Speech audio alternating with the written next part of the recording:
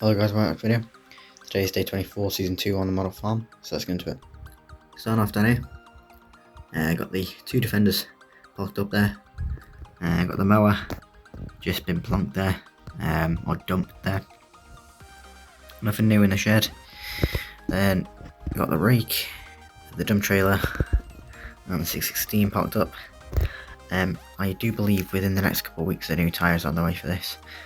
Well, they're being delivered anyway, within the next couple of weeks, so we'll see if they fit, and if they don't, they'll put them back on, and if they do, they'll sell the old ones, or I don't know, keep them.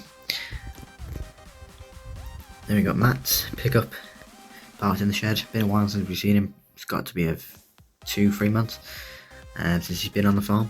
Well, that we've seen anyway. Got the wrapper and baler parked up, still yet to be used. And we've got the lawnmower there. T6 still parked up. Usual stuff, hedge guard and fair spreader. Then we've got Matt in the 75A on the buck rake. Well, it's got the buck rake on the back. Now you might be thinking it's a bit of a big tractor for such a small buck rake. It is, but I guess it's the smallest out of all of them. The T6 linkage is funny. So they put on the 75A, and obviously the 6616 has a loader, so it's a little bit awkward. Clipping trees and branches and sheds and all that. So they made it look nice. Been a while since we've seen Matt on the farm. It's got to have been 2 or 3 months. He just sounds horrible, but he's not needed. Obviously he has his own farm, so it's not like he's sort of sat at home on his couch waiting. So he's just parked up there. As you may be able to see, got a couple shrubbery or ivy growing there and there, so it's been growing for a while. As you can see, that's been growing for quite a while, but it goes down the wall, the back of the walls of the sheds. The farmer's known about it for ages, but obviously you can't really see it from over the shed, but he has noticed it sort of growing sort of underneath. You can see if you're in the shed, so he wants to get his DG Pegasus around here and just clear it, just so it looks a bit nicer and it doesn't take over the shed. And I don't imagine it'll do too much damage to the shed, but I just want to get rid of it and make it look tidy, because no one sees it that side anyway, but just to make it, to stop it from growing. Even if it grows back, it's not covering the entire shed by the time they end up cutting it. So he'll get up there with his chainsaw, I imagine, and obviously he needs the DG Pegasus for that, as the telehandler isn't really the safest, and you can get a man basket for it, so, and it's got a better boom, so you should be able to reach right over to where they are instead of having to walk along the roof, which I'm not too sure is stable, and health and safety will be onto them if they did that. In the shed, got the sheep trailer part up. You can see he's growing around as well. Mini Tigger still sat waiting for his job, or jobs, whatever that may be. But hopefully we'll see it out and not sat in the shed, because normally they sat in the shed in the winter. So we'll see what job it has over the next couple of months, because we're already like halfway through summer anyway. Then we've got the T6080 on the King Classic. That's farmer in that. Just finishing first cut. That's the last load. So a decent crop, I guess.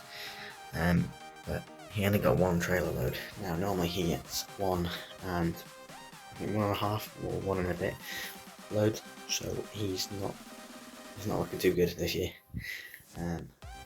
So he might have to do a third cut, because there wasn't that much grass on the first cut. But second cut isn't till like August, so there should be enough time to grow. But there's no animals been put on it, so I don't know what's happened. but it wasn't the crop they were expecting. So it wasn't a very good crop, but they should be able to survive, because he is debating whether to go fully silage and less bales, or more bales and less silage. He doesn't know, or go bales completely. He has considered, and used the silage pit as bale storage. I don't know, but it's not.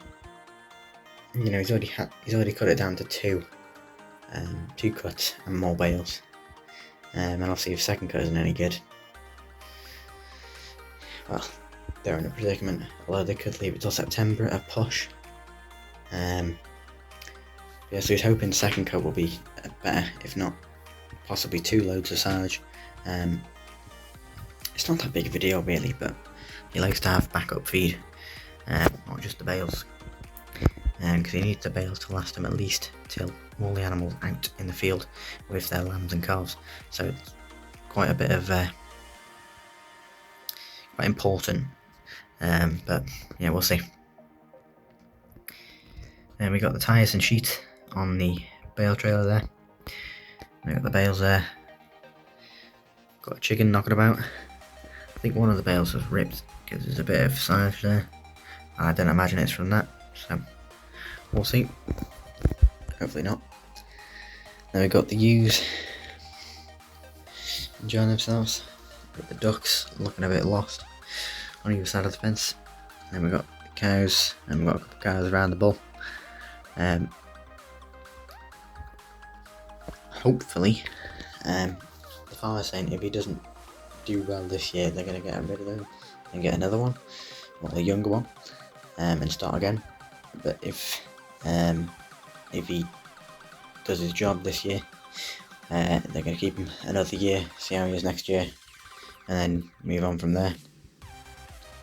So he's living life in the field there. So hopefully, now it's summer,